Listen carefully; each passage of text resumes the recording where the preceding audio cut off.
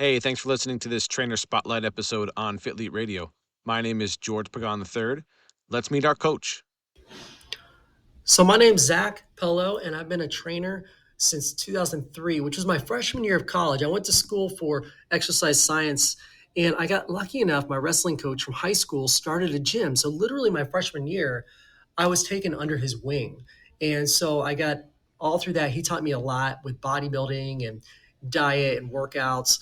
And then right after school in 2007, I moved to a gym about an hour away, and I've literally been there since 2007 as a independent contractor as a trainer. And I primarily work with women. I do small group for women, and I do one-on-one as well. I do some online coaching, but I would say that the in-person has taken definitely the lead in terms of how much time I allocate to my business. But this is obviously something that I love to do, and I continue to learn and do other certifications like precision nutrition. But I just keep going with it. I know you're an awesome coach and take your job seriously, but to get to know you a little bit more, can you tell us a funny story about your life that happened outside of coaching? But I think a lot of people are really shocked when they hear about my secret life of gaming. Okay, so I like role playing games, board games, video games, of course. And so people don't expect that from me when they hear I do mountain biking, lifting, sports, all this other stuff. So I would sometimes, people would joke around with me about that, but I have a very wide list of hobbies that I enjoy. I just enjoy, experiencing life, camping, hiking with my kids. Again, with the mountain biking, that's great with the kids as well, hiking. And now we're playing Magic and even Pokemon. I'm collecting Pokemon cards with my kids. So those are just, a few little things about me. But overall, yeah, nothing too exciting. I'm sure there'd be stuff that could come up in my mind, but I just couldn't think of it in the moment. So hopefully that helps. We can't train everyone exactly the same. Our clients come to us having different life experiences and sometimes force us to think outside the box when it comes to their training. As a coach, how do you problem solve with your clients who come to you with some common aches, pains, injuries, some physical limitations, or previous traumas so they can still get the results that they want and the ones that they came to you for? This is a really good question here. I think the biggest thing is when I was younger, I wasn't very good at adapting to the individual. I eventually took precision nutrition level 1 and 2. And level 2, they talked about meeting the client where they are. And that really changed how I approach things. And for the most part, the way, we have an obvious consultation process, but I start with regressions of movements. If they can't do a back squat, we do a front squat. If they can't do a front squat, we might do a goblet squat. If they can't do that, then they're going to do an air squat, right? So, we use these regressions to find what's the minimum effective dose. And then from there, we slowly try to increase the difficulty depending on the person. If they've got a knee problem, maybe we're doing more hip dominant movements first, and then we slowly start to work in more knee dominant movements. And I think listening to the client too, like maybe you know what's best for them, but they really don't want to do something just because they don't like it. I think sometimes you have to put aside what is the most effective and ask yourself what maybe it's not the most effective, but is something still going to at least work, right? It doesn't have to be the best. It could just be effective, right? And I think that was a really hard part that it was hard for me to get over early on in my training career was understanding that, it doesn't always have to be the way you would do it for yourself. So working with, aches, pains, or even like you said, traumas, maybe something they had a bad experience in the gym before and they don't feel comfortable doing an exercise. The great thing is that they don't have to do that exercise to get results. And I think that's been the biggest change in my career the last 10 years. It has kept clients around and kept clients coming back because I listen to them and I take into consideration how they feel and how their body feels. Just like we are, most of our clients are spending time on social media and can get information from other people in their family and social circles. When questions come up during coaching calls and training sessions, how do you address some of the common misconceptions around nutrition and exercise with these clients? This is a real tough one for me, and it's gotten better over the years, just like the exercise selection has.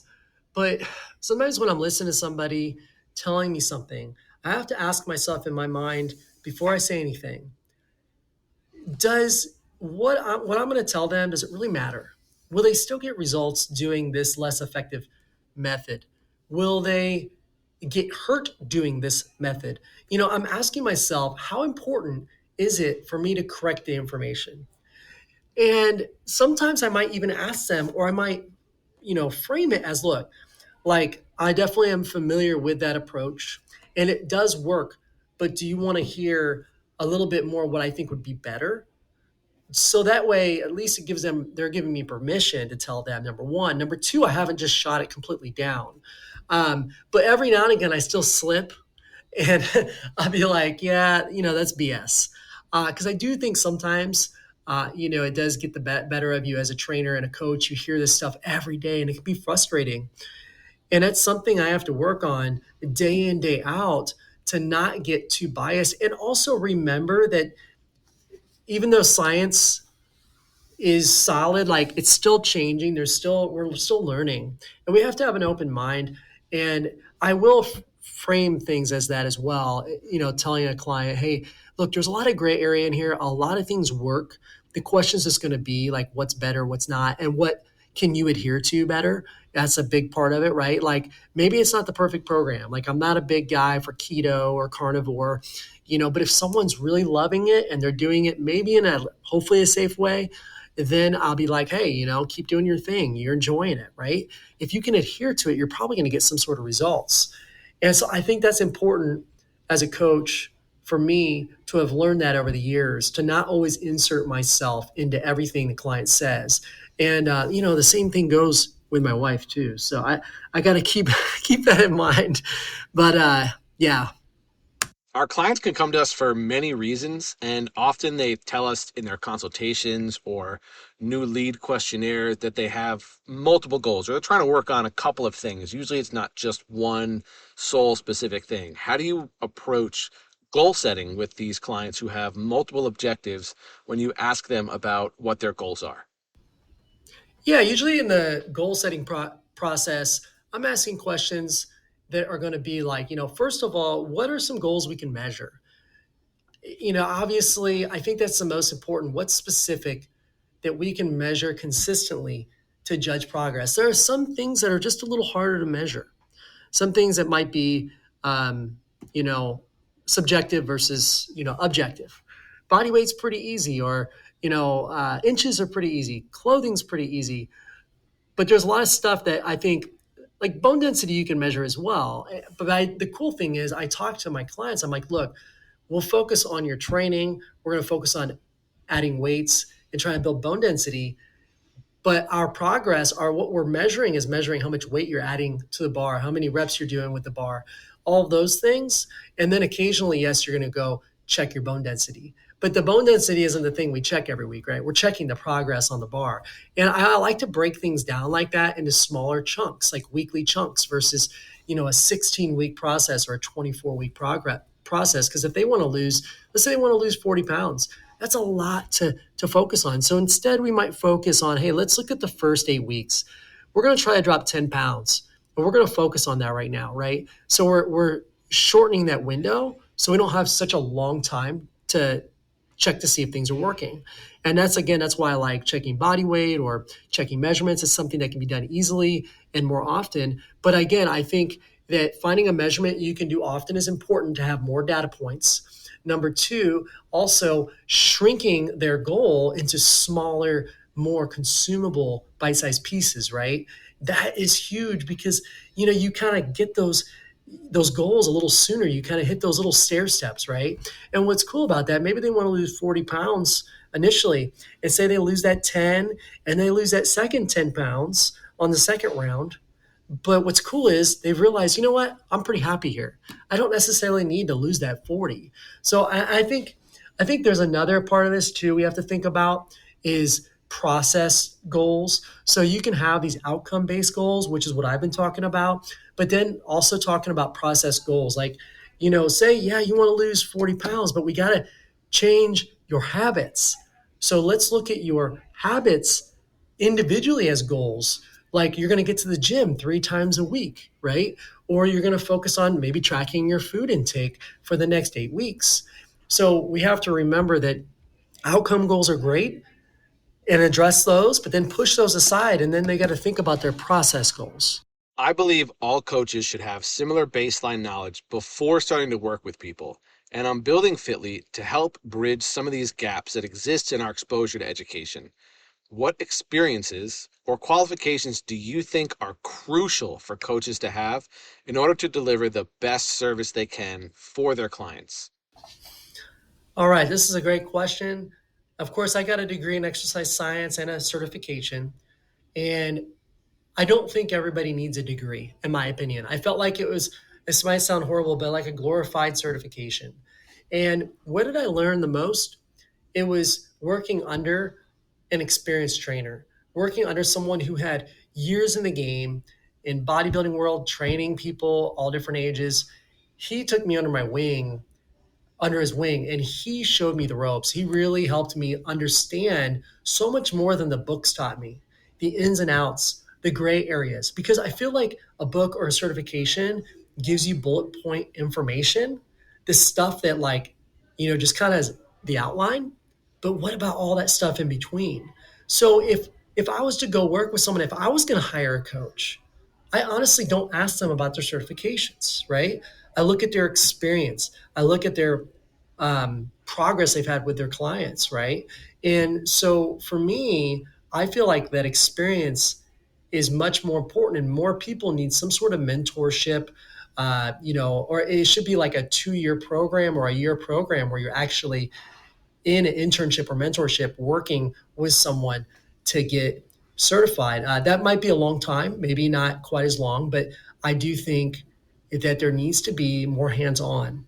The certification doesn't give you that hands-on training.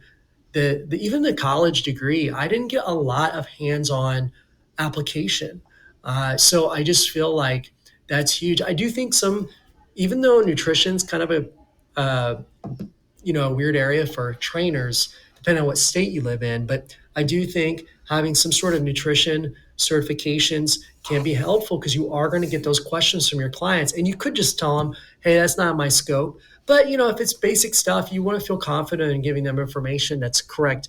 I think some sort of baseline certification, like Precision Nutrition, or I think it's Mac University, is another really good one. I'm sure there's plenty of other great ones out there, but I think overall, moving from there, then you can actually diversify your knowledge and be more specific on what you need help with. Say that is helping someone recover from, just aches and pains. Maybe you get a certification specific to that. And at that point, but early on, it's more about the basics and just learning how to coach people, learning how to train people. Our industry is evolving every step of the way, and we're getting to the point where it's essential to have some sort of technology within your business for both the experiences you can deliver for your clients and your ability to grow sustainably. How do you use technology to assist you in your coaching as a coach and behind the scenes as a coach that nobody really sees? Yeah, so I use an app called PT Distinction, which is a white label app that lets me brand it as Pello Fitness. And it allows me to create workout templates I can use. It allows me to send out emails to everybody. It allows me to also create, say, a video explaining a topic. Say we want to talk about calorie intake, or we want to talk about form on squats, anything, I can send it to everybody in one click, which really helps because I don't have to repeat myself every time.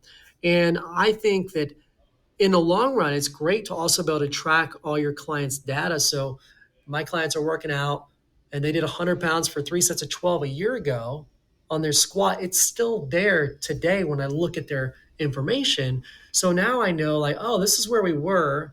Okay, maybe we go a little less than that, but then we can move forward and try to improve over time again and beat their previous record. And I think that's huge. I also use some email software, right, which helps with acquiring clients, but also sending out more information if I need to.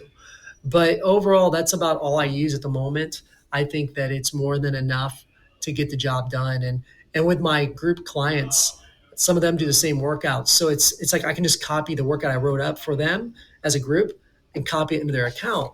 So it really makes things quick because you don't necessarily have to change everything all the time, right? I mean, when you are writing up workout plans, you realize, look, if someone's working out twice a week, they're typically, maybe they're doing an hour workout, they're doing total body, right? There's going to be about 8 exercises, and you're going to do like a leg with a push, a leg with a pull, and then maybe a bicep curl, tricep, and core exercise, right? So that structure can kind of stay the same. Then what you do is you go in there and you can modify the placeholders, so to speak, right? So that's why I love, like for programming, I love using the app and the website because that helps me program so much faster and also keep that data around so that we always are able to look back and see their progress and see where they've been in the past. Zach, thank you so much for coming on and sharing some great info about yourself. I'm glad you got to know Zach a little bit more through this episode. Check the show notes to see how to connect with him best. That's all for this episode. And if you want to learn more about FITLETE and our resource nexus for coaches and personal trainers, visit fitlete.com. That's FITLETE.com. Thanks. I'll talk to you soon.